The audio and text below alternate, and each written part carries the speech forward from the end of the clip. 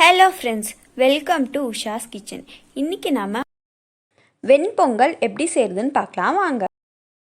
3/4 cup அளவு பாசிப்பருப்பு எடுத்துக்கலாம். பாசிப்பருப்பு மெஷர் பண்ண அதே கப்பில் 1/2 கப் அளவு பச்சரிசி எடுத்துக்கலாம். அடுத்து ஒரு கொத்து கருவேப்பிலை, மிளகு, சீரகம் 1 ஸ்பூன் எடுத்துக்கலாம். 4 பச்சை மிளகா, 1/2 இன்ச் இஞ்சி, 1 பூண்டு எடுத்துக்கலாம். 1 கப் அளவு தேங்காய் சேர்த்துக்கலாம். இஞ்சி, பூண்டு, பச்சை மிளகா தனியாக அரைச்சிக்கலாம். தேங்காவை தனியாக அரைச்சி எடுத்துக்கலாம்.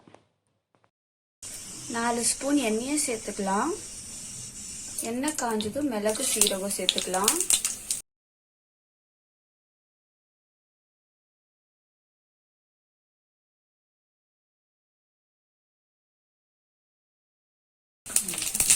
வறுந்தது கருவேப்பிலையை சேர்த்துக்கலாம். இஞ்சி, பூண்டு, பச்சை மிளகா அரைச்சி வச்சதை சேர்த்துக்கலாம். வறுந்ததும் அரைச்ச தேங்காயை சேர்த்துக்கலாம்.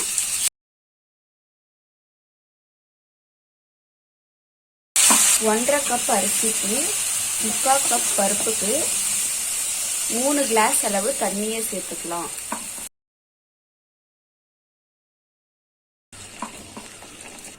ஒன்றரை ஸ்பூன் அளவுக்கு உப்பு சேர்த்துக்கலாம். தண்ணி காஞ்சதும் முதல்ல நம்ம பருப்பை சேர்த்துக்கலாம்.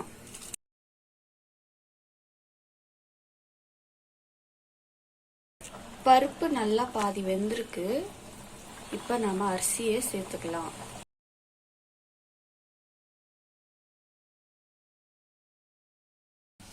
அரிசி எல்லாம் நல்லா வெந்திருக்கு. இப்ப நம்ம இதை நெய் போட்டு 5 மினிட்ஸ் மூடி வச்சு எடுத்துடலாம்.